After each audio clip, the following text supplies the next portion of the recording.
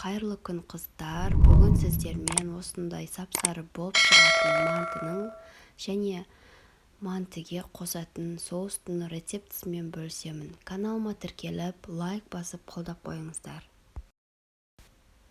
Қайнап тұрған суымызға тұзымызды салып, асқабақты тазалап бөліктерге бөліп салып, 15 минут піскенше қайнатып аламыз.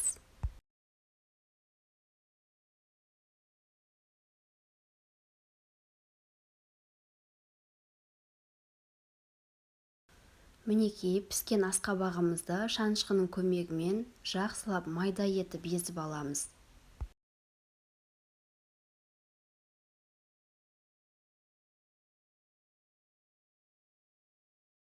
Дайын болған асқабаққа шым-шым тұз салып, жылы суымызды құйып, қамыр илейміз. Қыздар, байқаңыздар, бұл қамыр өте жұмсақ болады, сондықтан ұнды көбірек қосыңыздар.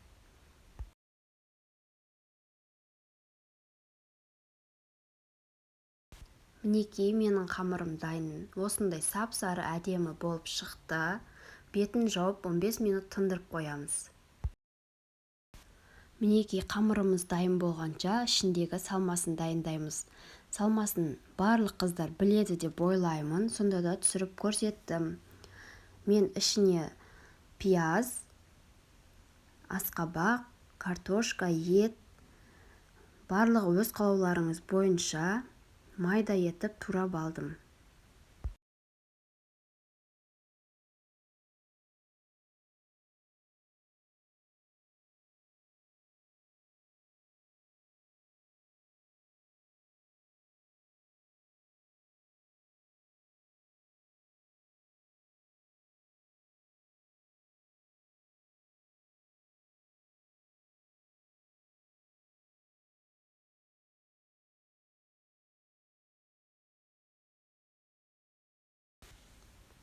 Енді осы туралған заттарымызға етімізді, майымызды қосып, тұз салып, мантының приправасын, қара бұрыш салып, жақсылап араластырып аламыз.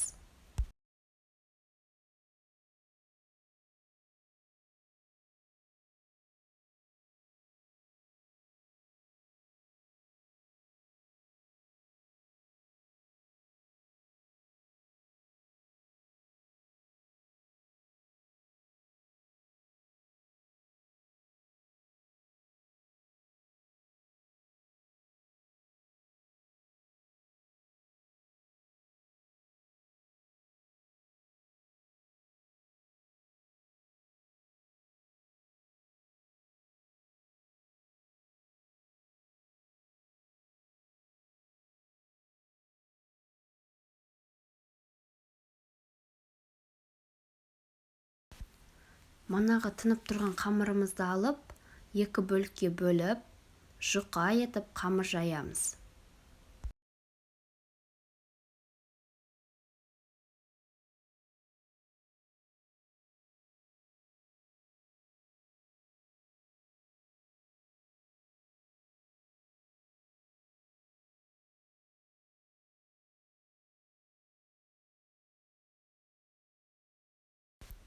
Мінекей қамырымыз дайын, осындай жұқалықта. Мен өзімде бұл рецептіні бірінші рет қолданып тұрмын. Маған отбасымызға өте қатты ұнады.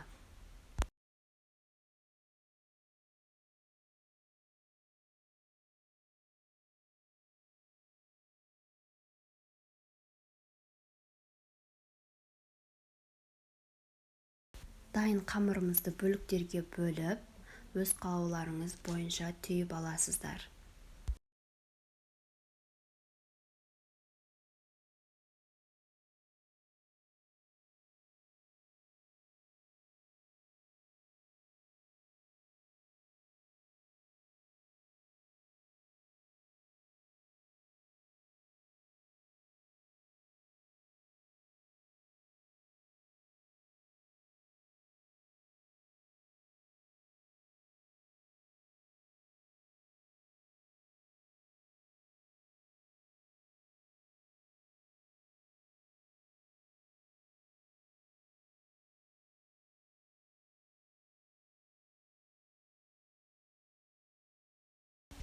Түйілген дайын мантымызды 40 минутқа қайнап тұрған суға пісіріп аламыз.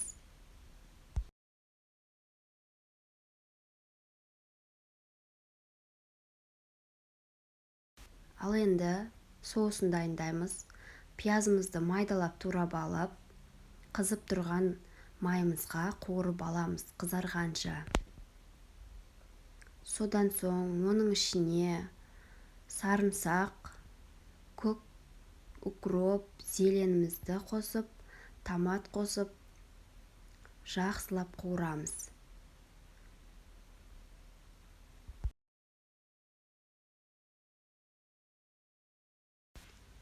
Татымына қарай бұрыш, тұзымызды салып, жақсылап араластырып, бір кесе суымызды құйып, 10 минут бұрқылдатып қайнатамыз.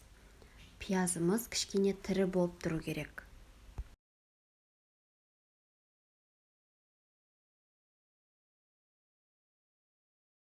Мінеки қыздар, соус дайын болғанша мантымыз деп пісті. Көріп тұрғандарыңыздай, бір жағы жай ғана сумен, бір жағы асқабақпен жасалған.